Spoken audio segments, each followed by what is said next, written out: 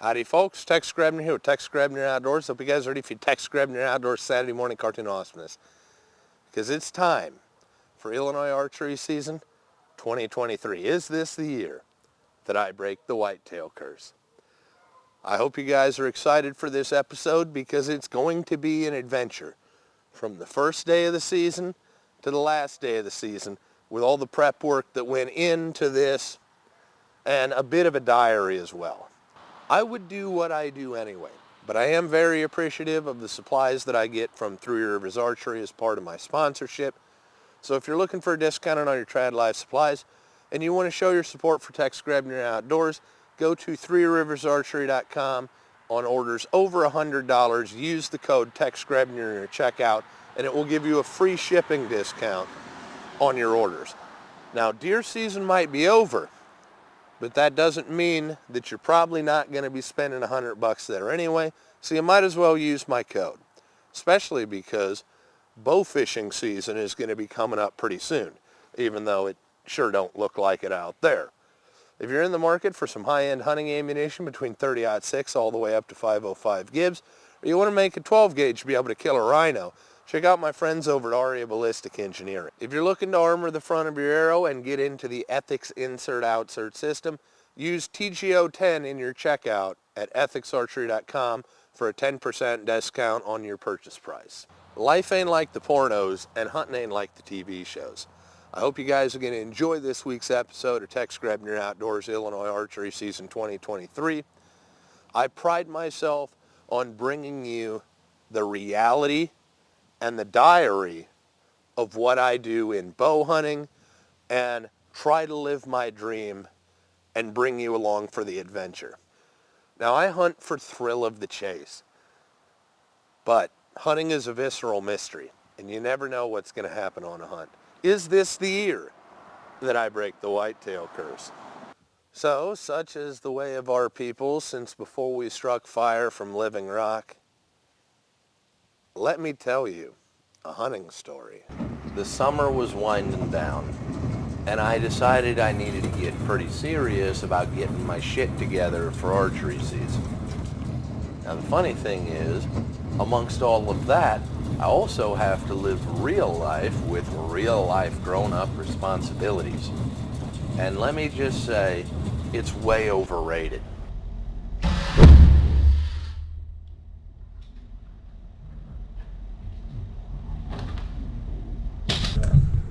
Just regular old grain dust. And it was that scoop of dust. It's literally a coffee scoop I took it from. How many scoops you got in the elevators? More than one. One of the most profound things I ever heard Peter Capstick say in an interview was that his objective in life was to be a full-time professional small boy.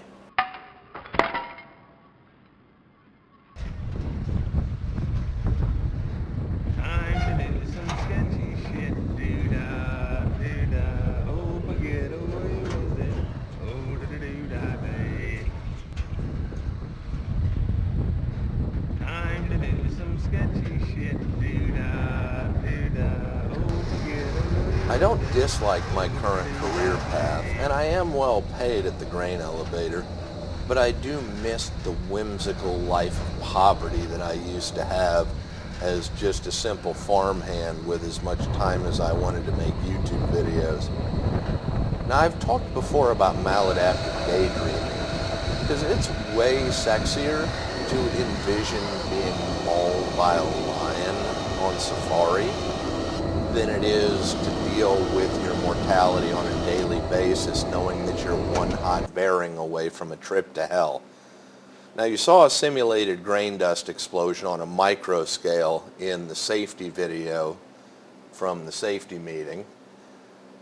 And the truth is, heights don't really bother me, because if you pay attention to how high I had to climb to grease that elevator leg, you'll understand that if you fall, you will have time to kiss your ass goodbye and say a Hail Mary on the way to the ground. There will be no coma. There will be no life support. It will be over. So just keep climbing and live without fear.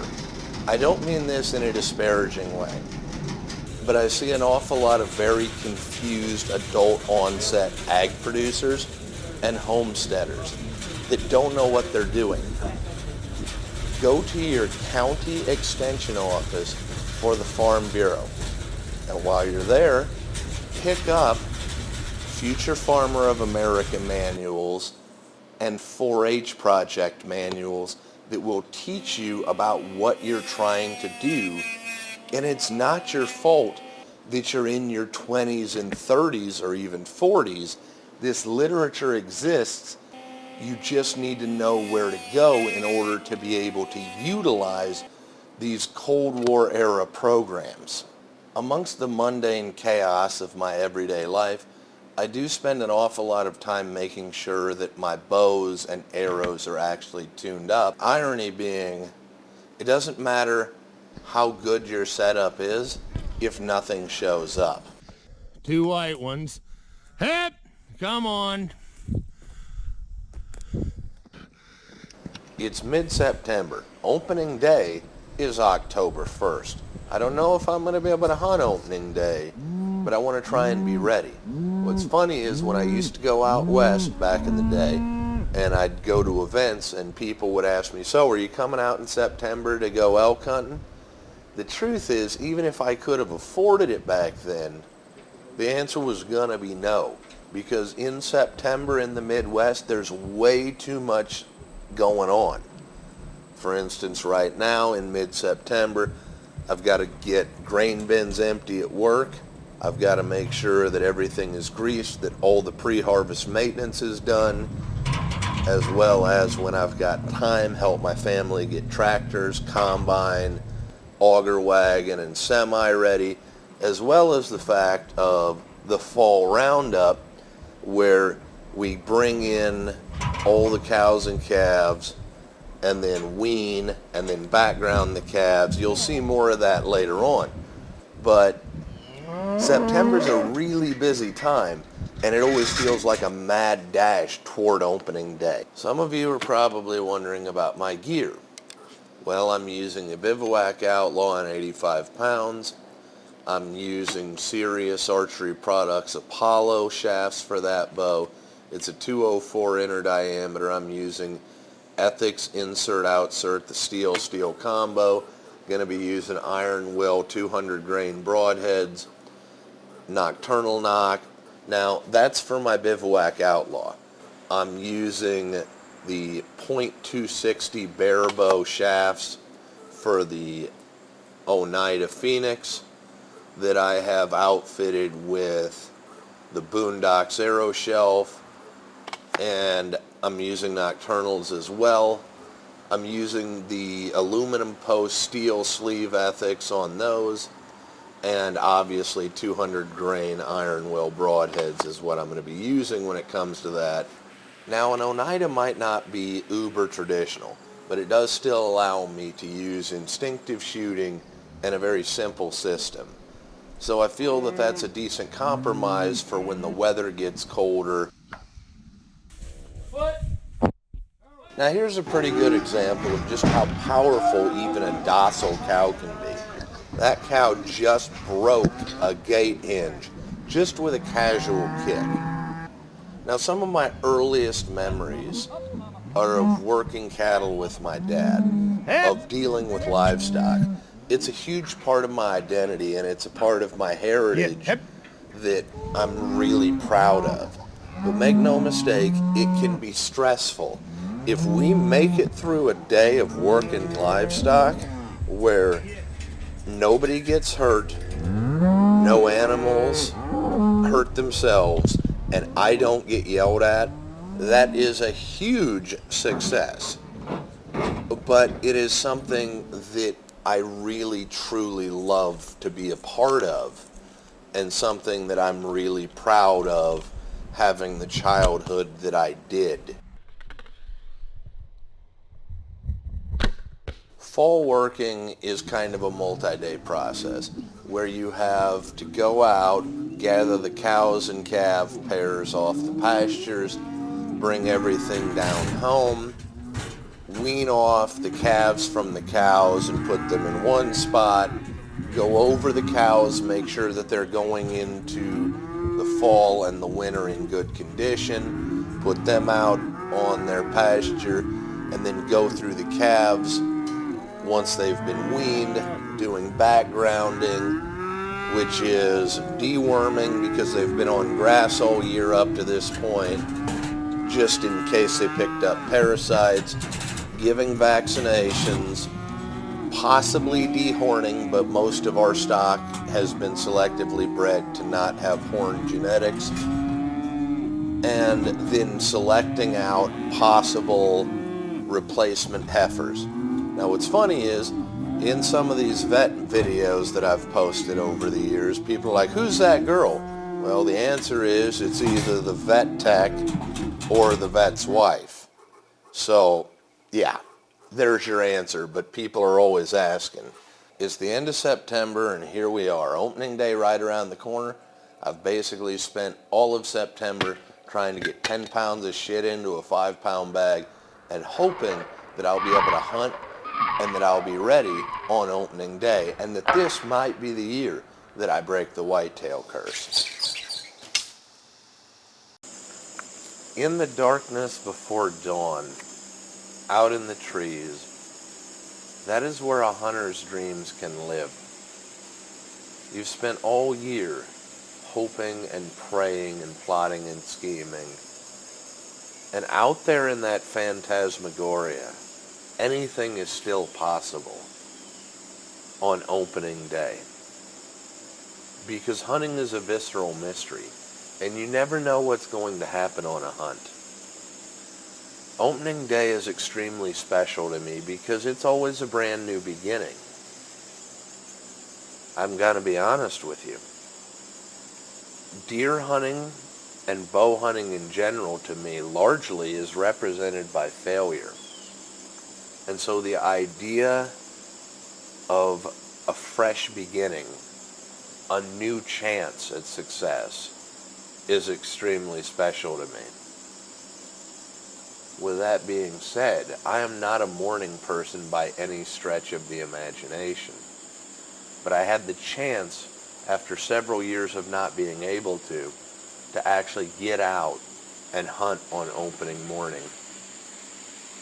Not going to lie to you, at the time I had no idea how special this hunt was actually going to be. Don't worry, you'll find out later. Unfortunately, nothing showed up opening morning. Wiley Coyotee, still my spirit animal, whitetail curse still unbroken, and I had to go to work. But luckily, I had enough time and daylight after work to get out and get back in the stand. Now some people may criticize the fact that I took some test shots out of my stand, but I wanted to make sure that if something walks out at that very spot, that I know I can kill it. That I know that my arrow's going to go where I want it to, because everybody's a badass in their own backyard. But you put a real live deer in front of people, and everything that you think you know goes out the window in the moment of truth. So it was very special to me to be able to hunt 2 times on opening day. However, I wish that I had picked a different tree, because I got the worst case of poison ivy off of this tree of my entire life. Now, I didn't know just how special the hunt was actually going to be, because I found out that the property that I had been hunting was now being leased to other people, and I didn't know. Should I have asked? Yes. Would it have been prudent to ask me if I wanted to lease the ground? and see if I could match or outbid the offer. I would have rather had that outcome. I'm not going to pretend like I wasn't somewhat shattered about finding out that I was essentially being evicted from a place that I had gotten very comfortable with.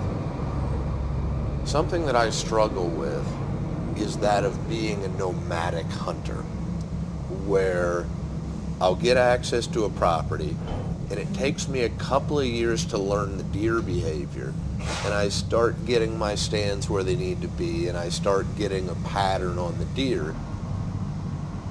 And then, just as I feel like I'm finally able to believe in success, I will then find myself no longer being able to get access to the property. So that really sucked.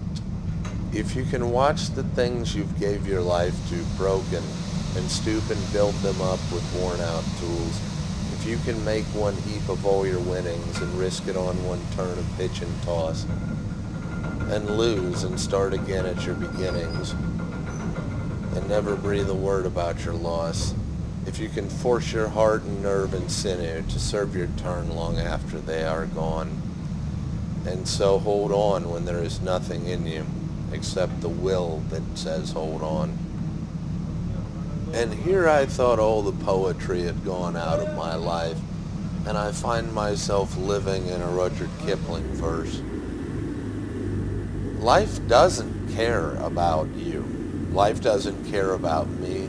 The world doesn't owe us anything. We have to care about things in our life, and we have to do the best we can with what we have to work with.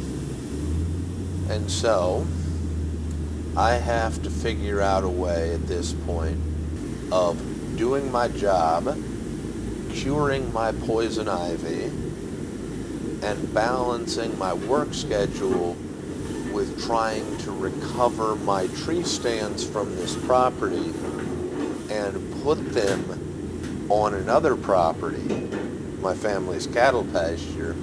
And not that I can't recover my deer stands. I can still go get them, I just can't hunt the property anymore.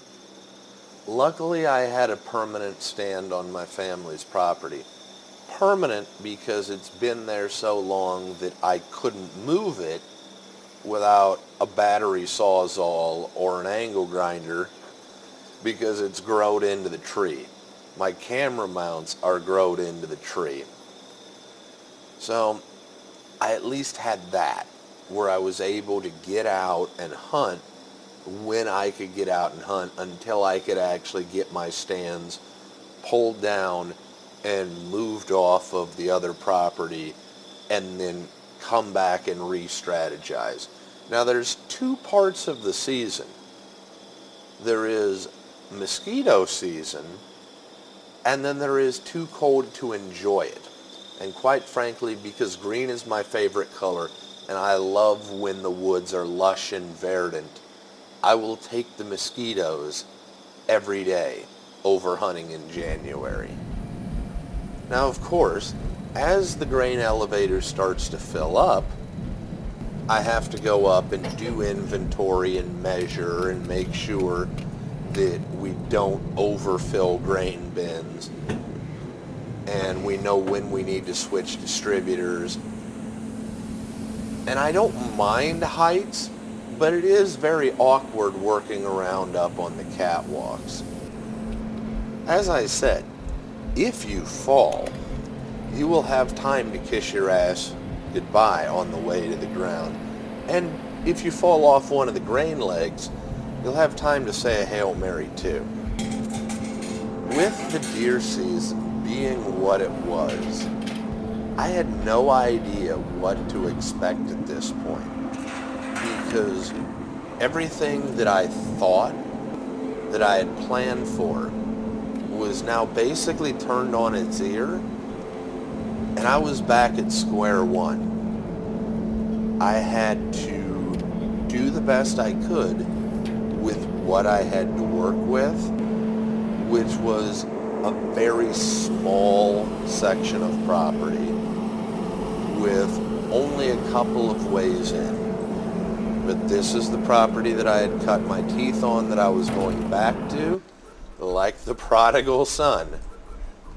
And when I finally got time where I could get my stands out, it was a bit of a Herculean labor. I actually brought an extension ladder from work and just popped my straps, dropped everything down, and had to basically hand pack it out.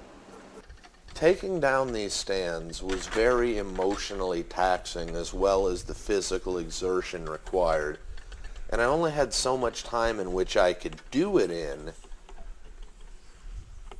And it was like I was taking apart a life that I had built on borrowed time. The reason that I brought the extension ladder in was so that I could just cut my straps after I had taken everything down that I could, just using the stand as the platform, then cut my straps, drop the stand on the ground, go to the next location that I had a stand with the ladder, repeat that process, get everything down, take the ladder and get it on the right side of the fence, and then come back for everything, and then make subsequent trips back and forth. And it's pretty rugged terrain in some of these spots that I had stands in. But when you grow up with a chip on your shoulder from being rural and ag-based, you get very used to doing things that you do because there's nobody else to do them.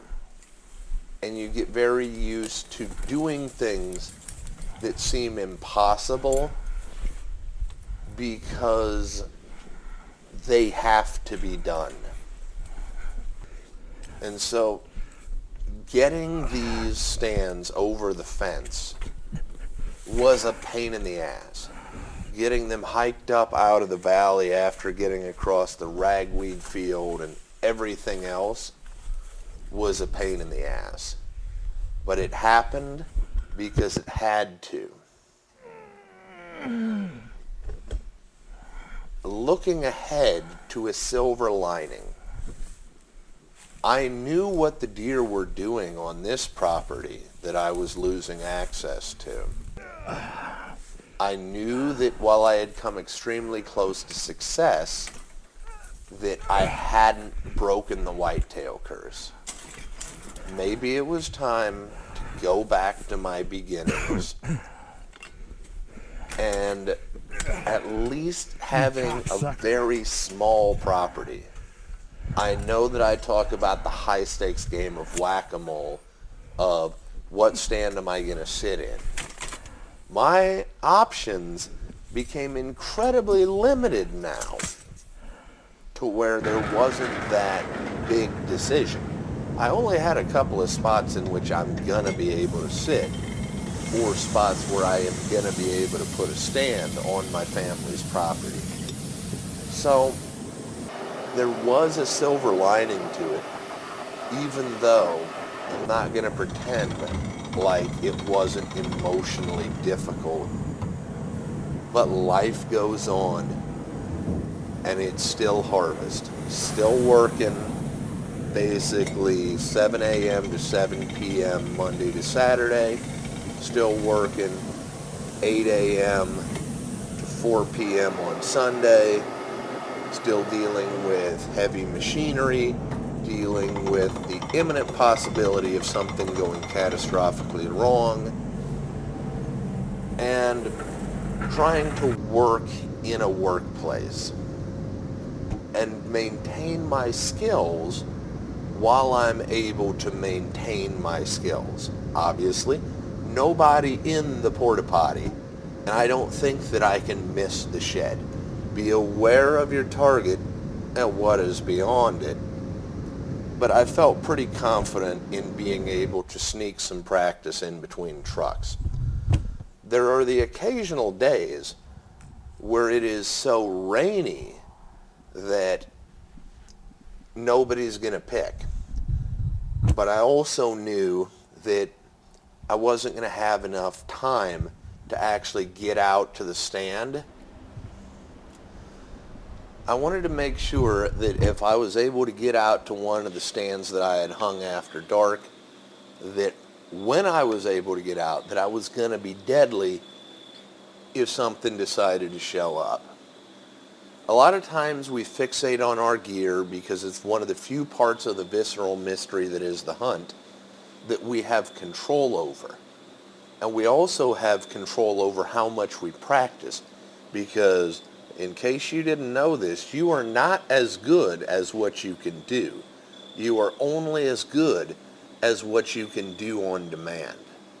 With an added caveat that the Heisenberg uncertainty principle is a real good example that when you let that string go at an animal, that animal might not be in the same position as it was when you let that string go by the time the arrow gets there.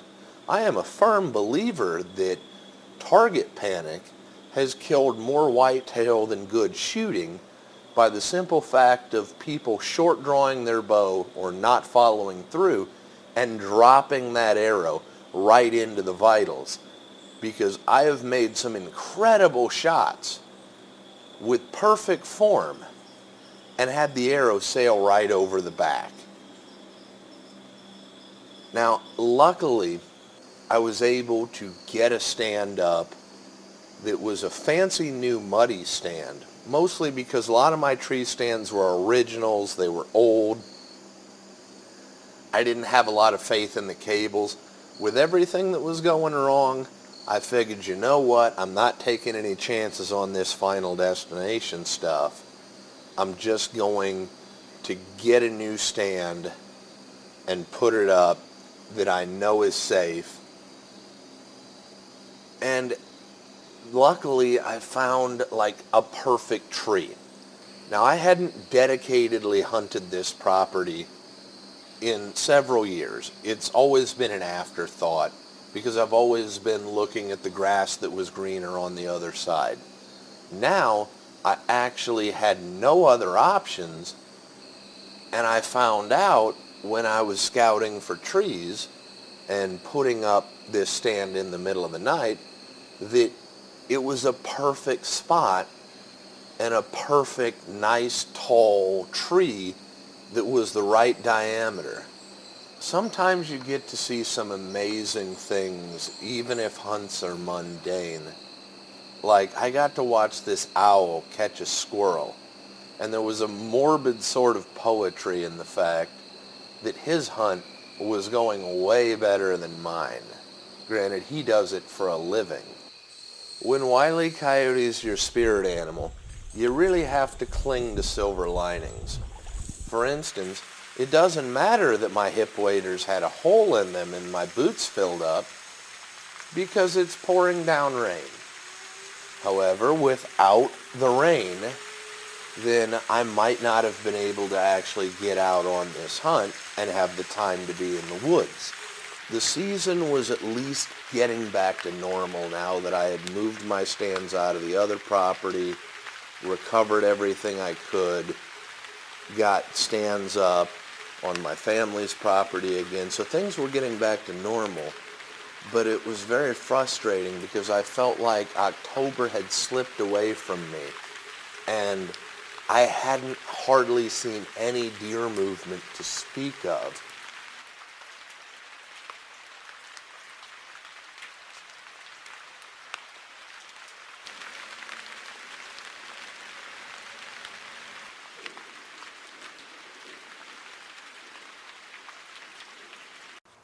You've either got the time to do what you want or the money to do it with. And in most cases, I'm leaving for work in the dark and I'm coming home in the dark. So I don't have the time to go deer hunting because I'm busy making money and being a contributing adult in society, even if I have the imagination of the kid I was when I was 14. So since I don't have time, but I do have a little bit of money saved up, I got a hold of some Dollar General LED floodlights.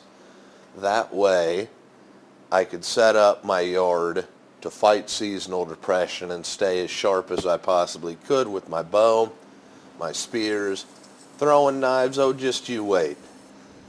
So when I'm not able to go hunting, I'm at least able to be outside and feel like I'm accomplishing something to kind of keep the quote-unquote seasonal depression away, and trying to make sure that if a deer does happen within range of my stand, that I'm on the ball, everything's squared away with my equipment, everything's squared away with my technique.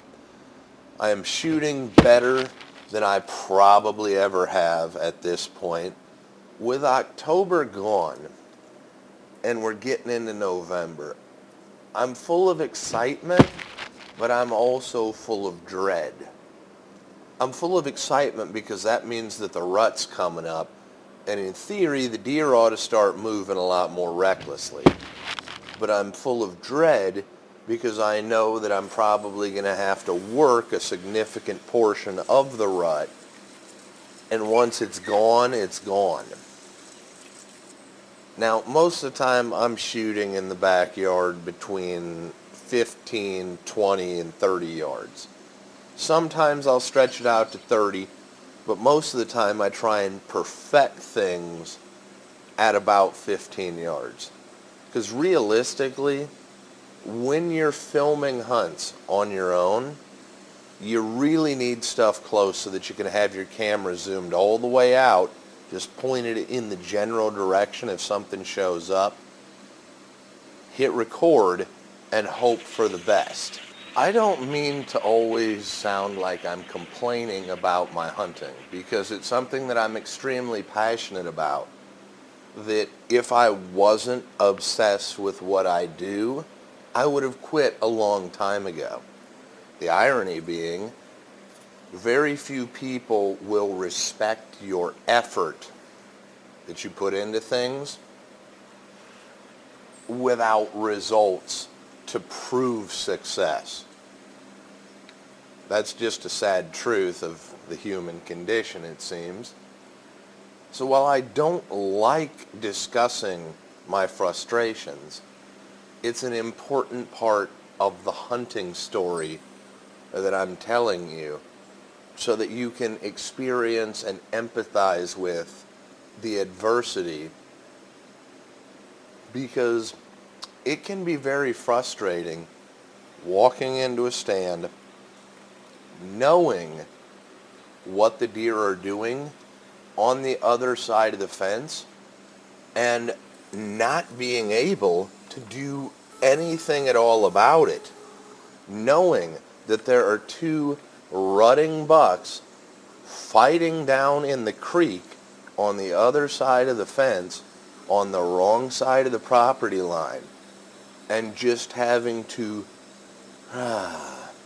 well, I sure hope he chases one of them over here. I know that this is a good tree. I've never had a stand on it before, but I've had stands on a bunch of these other trees playing that high stakes game of whack-a-mole. But thank God that he grew this tree big enough and strong enough now that as a prodigal son I could come home and be able to hang a stand on this tree. Because I've seen deer walk right under this tree, and I know that it's a good tree, and I've got a good feeling about this tree. But hunting is a visceral mystery, and you never know what's going to happen on a hunt. The slow descent into madness has officially begun. This could just be me. You always start out a season thinking, oh, I want a big deer. I want that typical 12-point Pope and Young 150 buck. And then you get to mid-November and you start thinking, I don't need a big deer, I just need a dumb deer.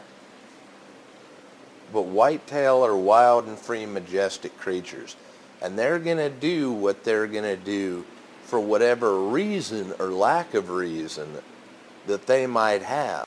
I've never made it a secret or a mystery that I was born and raised Catholic, and Catholicism is still my practiced religion of choice.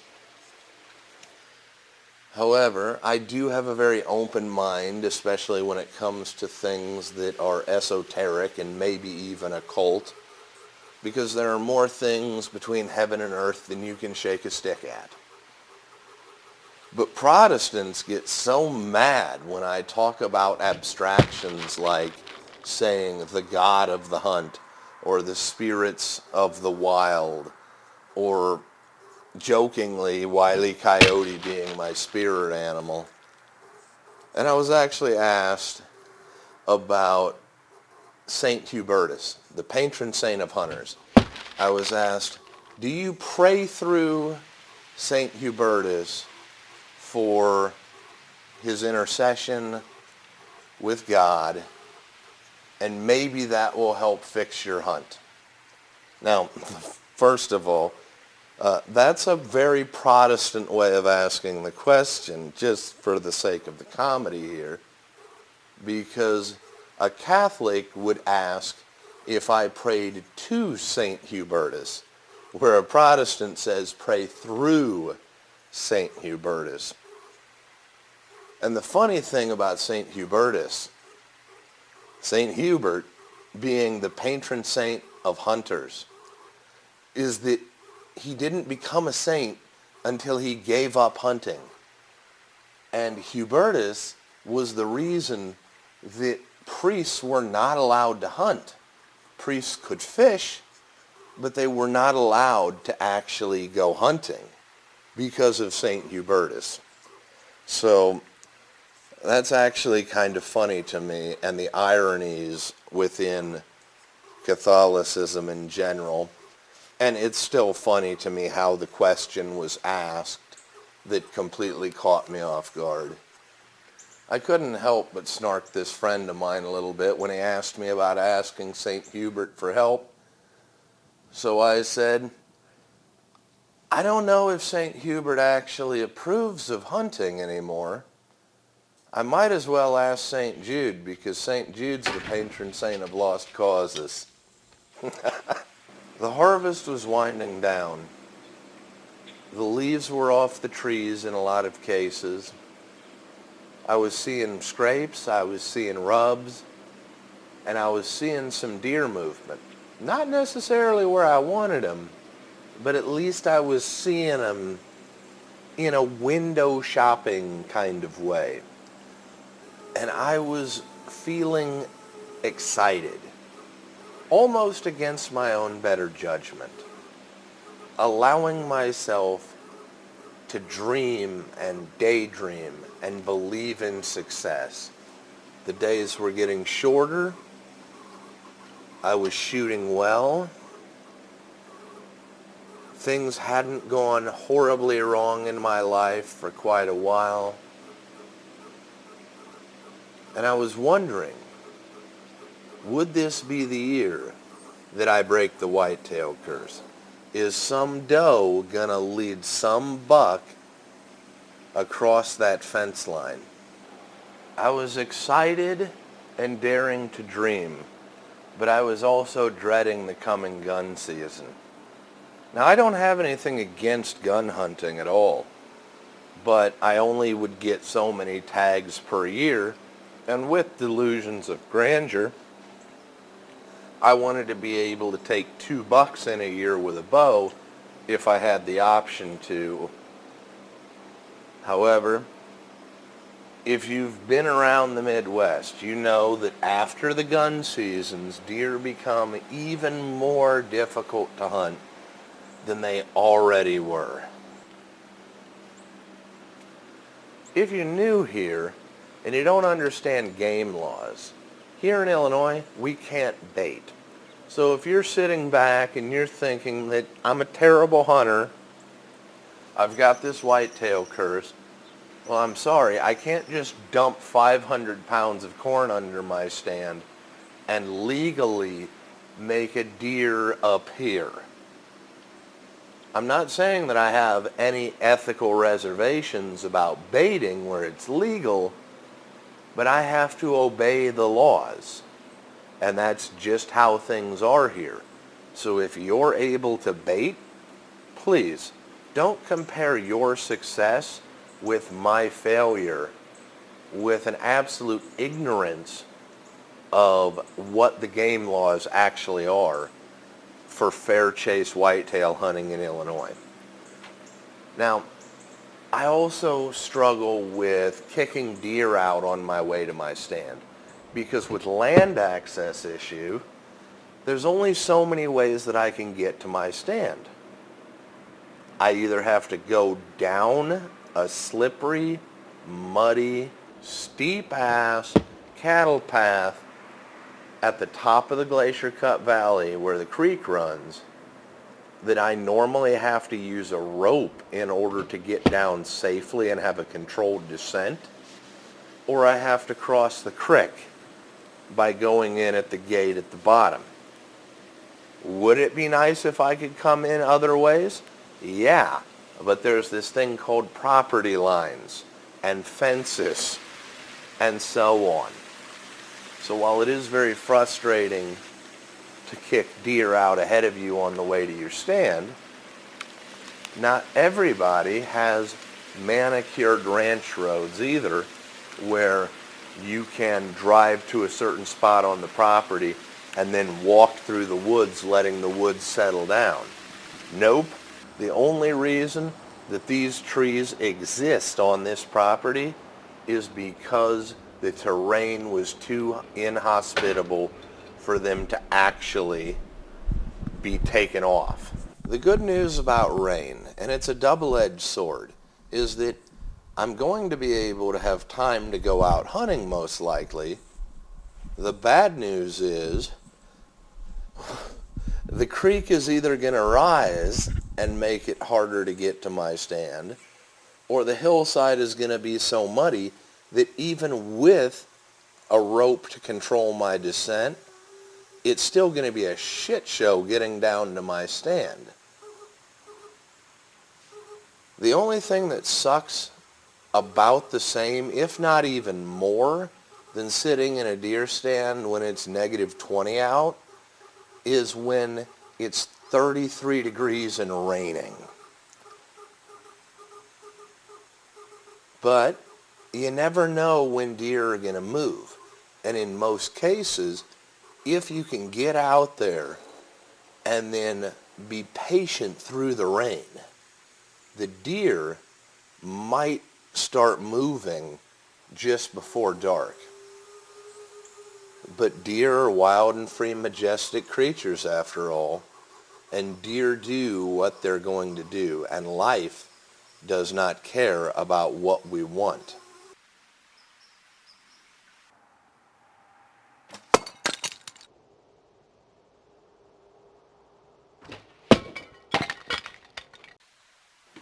I decided that I was going to take one of my newer stands and put it on one of my older trees that was kind of looking out at the fence row where the deer have a travel route worn in the grass, just in case. The slow descent into madness continues, and yes, even though I have limited spots where I can actually sit, the high-stakes game of whack-a-mole has begun again. November was winding down, just like October had. Sand slipping through the hourglass, and with the leaves mostly down now, and some frost in the air, a new adversary appeared, the infamous squirrel. I swear to God, squirrels. Just squirrels. When I think about all the time and money that I had theoretically wasted on whitetail hunting, I could have stacked squirrels over my career like firewood. And to be honest, I also miss squirrel hunting and rabbit hunting but I'm also very obsessed with whitetail hunting. So maybe one of these days I'll get back around to squirrel hunting and not necessarily enacting revenge per se, but probably enacting revenge. Random thought, especially because when you have time alone with your thoughts, you're going to have a lot of random thoughts in a tree stand. That in the book, Moby Dick, it has always been made a big deal of that Captain Ahab is a fool for trying to take vengeance on a, quote, dumb animal, a dumb brute that snapped off his leg. But if you really think about it, with what we know, whales are 100% smart enough to have a concept of vengeance and retaliation. So that's funny. That's really, really funny. But with that being said, it's also funny how it can be very healthy to have time alone with your thoughts. But it is not necessarily a good thing to have time alone with your thoughts when you have a lot of mistakes that you have made and you're sitting up in a tree stand with all of your past mistakes in real life and in your hunting career playing through your head while you're fighting the elements. But adversity makes for a much better story. And I love hunting on snow. I hate being cold and I hate being wet. But I do love the aesthetic value of hunting in a snowy timber patch because deer will pop if they're around, and it makes blood trailing theoretically much easier. And it's so quiet that you can hear the snow falling sometimes. You can hear the creek freezing. It's so quiet that everything becomes so much louder when you're hunting on snow. Even the squirrels, might I add. Watching, waiting, listening, trying to enjoy the slow descent into madness, trying to maintain my skills. Should I be gifted by the gods of the hunt a moment of truth to validate my career? And you've probably noticed at this point, now that it's turned cold, that I've switched over to my Oneida Phoenix. And I must say, it might be newfangled, but I do really like how it shoots instinctively. Now, you're probably wondering, why the hell am I wearing no sleeves and a wool vest? And the answer is, thirst trap, bro. Thirst trap. Because wearing no sleeves when it's absolutely stupidly cold out is the masculine equivalent of a woman wearing high heels to the ATA show. Anything worth doing is worth doing with style.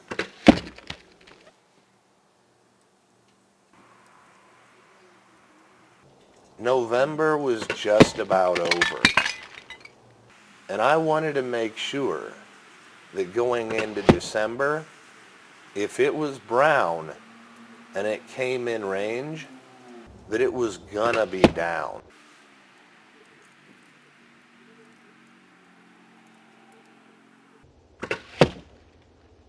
It was time to fertility check the herd, making sure that the cows had rebred after being on the grass with the bulls all summer while raising their current calves that we had just weaned, making sure that the first calf heifers that were replacement heifers were bred successfully, making sure that the bulls were fertility tested to make sure that the bulls could function, and if they could function, if they were swimming.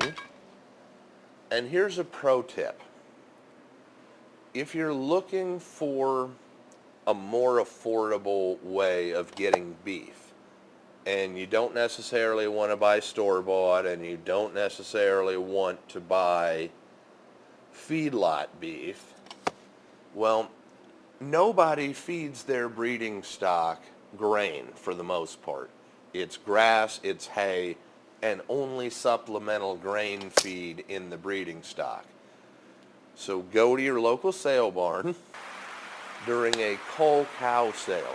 Cull being a cow that is either open, as in didn't rebreed, or she has outlived her teeth, or she's got a bad udder, something. Go to a sale barn, buy a live cull cow, take it to the local meat locker, and get it processed. What I'm saying is, bang for your buck, find where your local livestock sale barn is. Be an informed consumer and make sure that the live animal that you're buying is not diseased and doesn't have any medications in its system.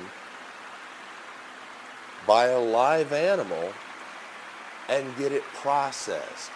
And for the price of a whole cow that has aged into infertility, you are way ahead fiscally and financially than if you were to even buy a half of a feedlot beef, and definitely way ahead of if you bought store-bought beef with the markups along the way.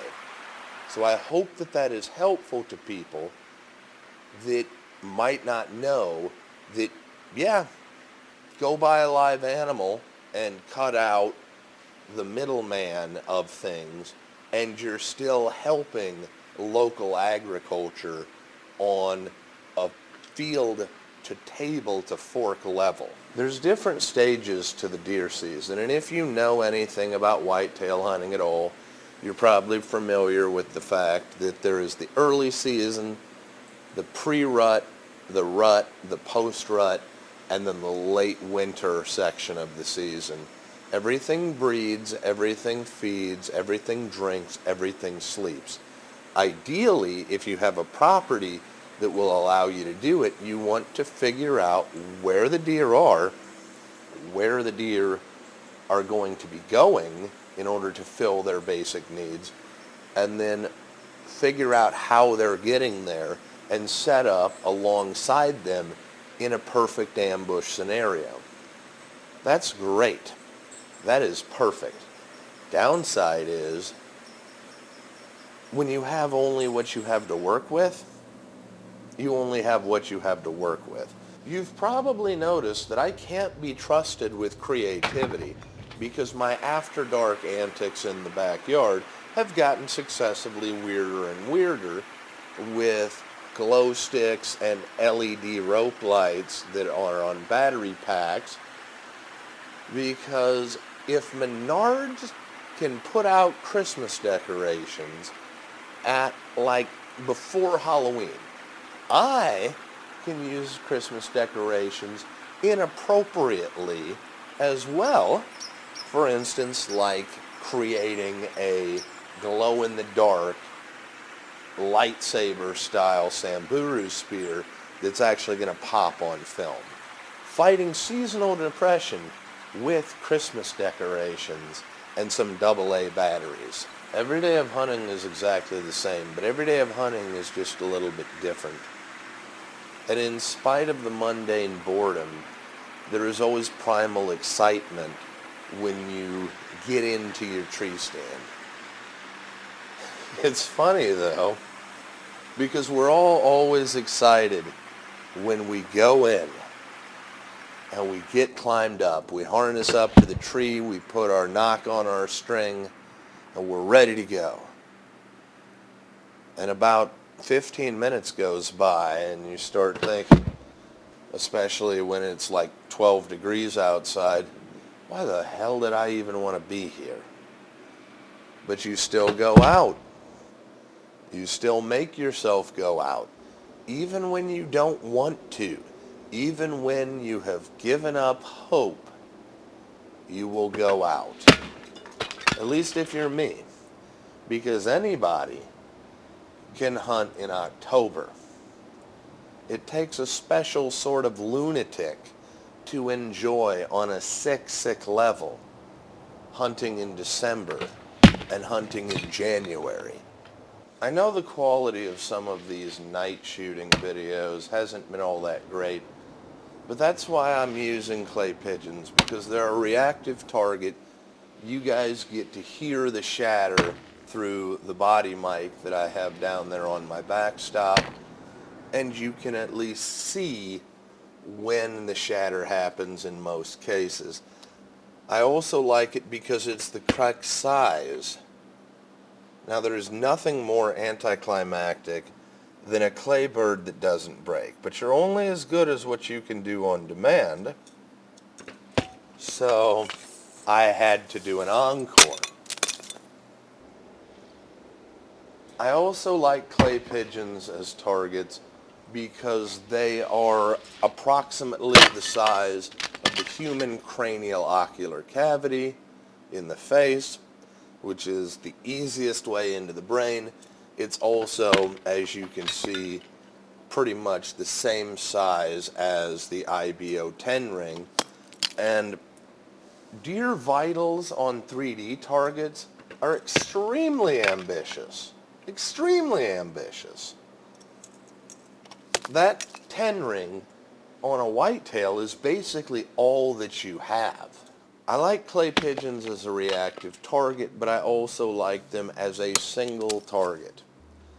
A single kill zone size target where only one arrow is going to matter. Because I don't find groups to be very realistic. If your first arrow is good and your second arrow and third arrow are shit, or if your third arrow is good and the other two are shit, or your first arrow is shit, your second arrow is great, and your third arrow you screw up because you're trying to figure out what the hell you did on your second arrow, I don't find that to be uber realistic, and I find it to be overcomplicated. In bow hunting, only the first shot counts because that animal ain't going to be there. The situation that you drew on that animal is never going to repeat itself. Before you get mad at me, all I'm saying is consistency does help in accurate shooting. And consistent technique is extremely important because you're only as good as what you can do on demand. But I also have never seen a live deer that would sit there and let somebody shoot a group into them. The first arrow is the only one that counts.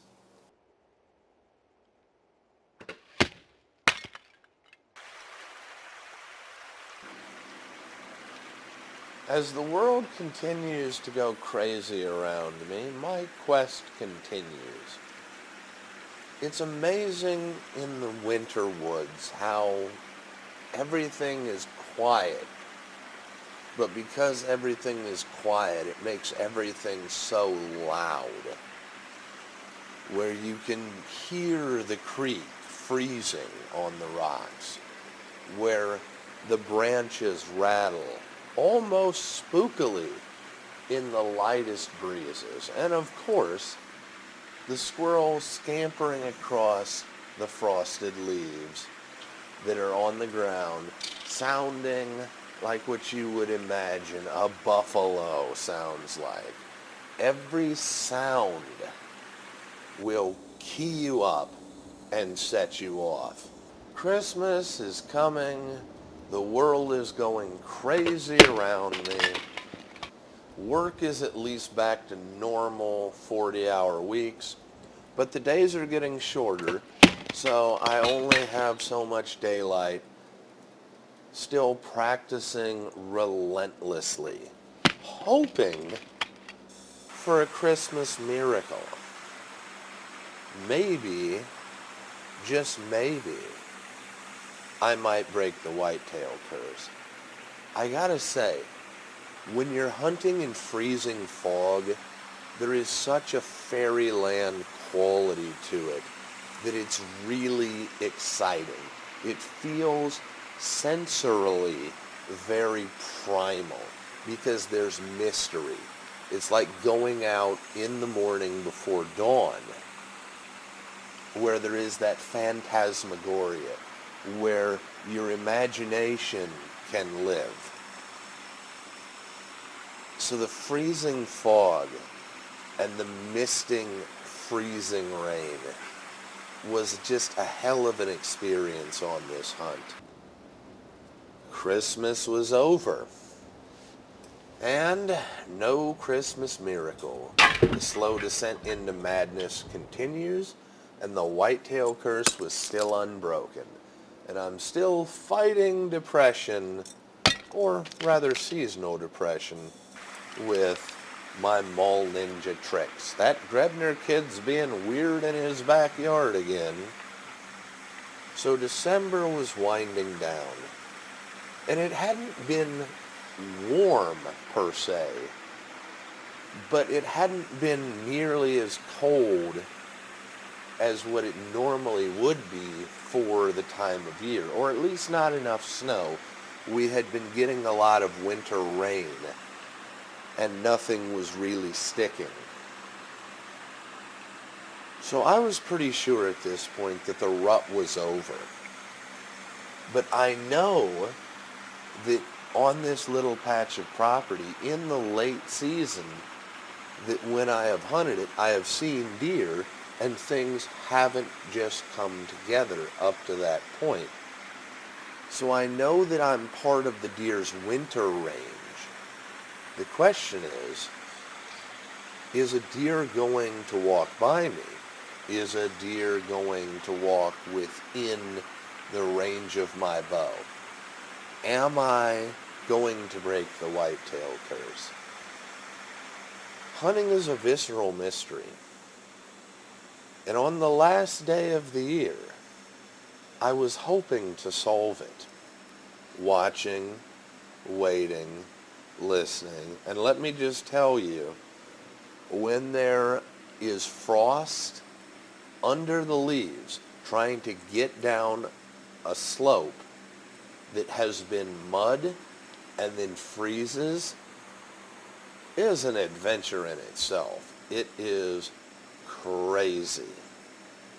But with the frost in the air, sitting, waiting, hoping, praying, I couldn't help but be excited, because there has to be some hope in the misery of freezing in a tree stand.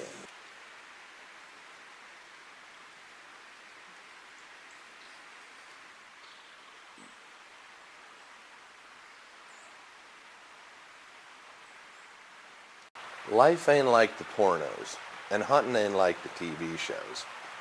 In spite of the fact that I do now have friends within the television industry, I, like a lot of you, live in real life still, and this season started out pretty rocky, adding to the heroic journey to validate my career that I've been on for several years. So I've dealt with some adversity this season. Anybody can hunt in October.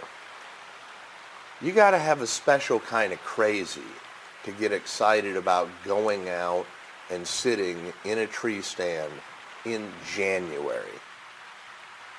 January, let alone December. No, we're talking January. New year, same old deer season. Every day of hunting is exactly the same, but every day of hunting is just a little bit different. There's always that excitement, that schoolboy joy that I get, even in spite of the nagging voices of dread that I get. it's always an adventure, especially when you've got to cross a creek when it's basically 10 degrees out and the creek hasn't froze because it's running swift. Speaking of adventure, while I haven't really been seeing deer, I did make myself a cryptid target for my throwing knife in case I should find myself needing to slay a not deer. Still chasing the dream. Trying to validate my career while balancing my actual career, apparently. Balancing my obligations to my family, dealing with the livestock, as well as trying to keep my inner child alive. It's always an adventure, even if it's mundane. Something that I never understood in fantasy literature, where your average Joe gets transported to another world, is they can't wait. They are adamant about getting back to their prime reality. Let me just tell you, if I end up portaling out of here like Jumanji, I ain't never coming back. Just saying. You see it in the Connecticut Yankee from King Arthur's Court. You see it in the Princess of Mars series. No. Hell no. If I isekai out of this, don't look for me, because I ain't trying to find a way home. But that's just the maladaptive daydreaming talking. You have a lot of time with your thoughts in January when you're hunting. Still watching, still waiting, still listening, still convincing myself that I'm having fun. I'm feeling incredibly good about my shooting, because at any given moment, my luck can change, and I can be presented with my dreams. And the question would be, can I get it on film, and can I make the shot? My life basically consists of get up, go to work out, help on the farm when I can, or when they need me rather, because there's no saying no, and hunt when I'm able. Now, I mentioned working out. I had a fall from grace with my body weight in 2020 and over the course of 2020 and 2021. And I went into 2020 like Mad Max. And I came out the other side pretty shattered and just rooster cockburn. So I've been working very hard to reclaim my fitness. But remember what I said, no one will respect your effort without visible success. So yes, to answer the criticisms of my body weight, yes, I do work out. I never stopped working out. My eating got away from me for a while. In recent years, since Yellowstone became a thing, people have become obsessed with Yellowstone. Now, Midwestern winter hadn't been too bad across December, but now that we were in January, winter had come back with vengeance. It was below zero now, and there wasn't a damn thing we could do about it other than endure it. And the reason that I mention Yellowstone is because everybody wants to be a cowboy until it's time to do cowboy shit. And the greatest irony of the show Yellowstone that I've noticed is, honest to God, Yellowstone is a show about the evils of gentrifying the West. And yet it is loved and adored and praised by people that are busy trying to gentrify the West. You want to move out west and build a house and blah, blah, blah. Well, where are you getting that land from? You know, the liquidation of a national forest, somebody's foreclosed grazing ground. That's just a cruel reality. Just like how it is a cruel reality trying to cross a creek when it's 10 below zero and the creek is finally starting to freeze. But I was so excited once we got done tending to the cattle this day because it was snow. And I felt like the deer were gonna be moving. Of course, I had a hell of a time getting the ice out of my camera mounts. But once I was up in my stand, even though I was miserable with the cold, I was so excited. Everything felt so cool because there's a special pride in hunting the late season. There's a terrible beauty to a winter wood where everything has gone from being verdant and lush in the early season, and now everything is cold, everything is bleak. And yet these animals live out here. Some hibernate, and some just have to survive. Watching, waiting, listening to the snow fall afresh on the other frozen snow, hoping and praying, and honestly kept warm resentfully with the excitement as the sun sank lower and lower, wondering if I was going to hear the twang of a fence wire as a deer crossed into the pasture. Opening day is very special because in that darkness before dawn, a hunter's dreams can live. But the final day of the season is special in a different way because it is the conclusion. And so here we are on the last day in the archery season 2023. Livestock are tended to, and I had to make a decision. I had accidentally left my lights on, so my battery had a really weak charge in my truck. So I didn't know if with the cold I was going to be able to get my truck started if I went hunting and then came out after dark. But with the cold, the creek had frozen as well. And it was so frustrating because it hadn't frozen very solid. It had just frozen enough to make it impossible to safely cross. And so I had a decision to make. It's the last day. It's the last hours. It's below zero. My boots are already wet. Do I want to just go home?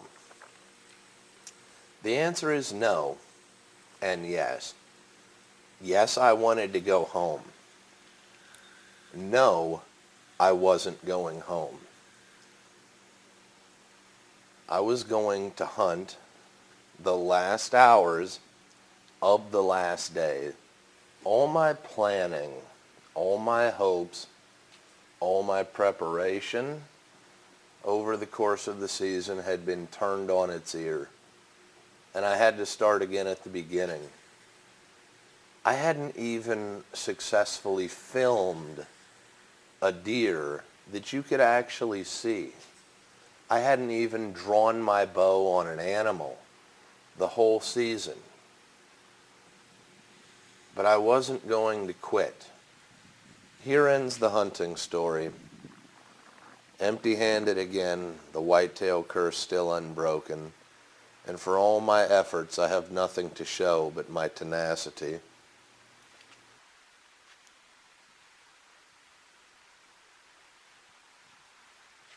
Well, here we are.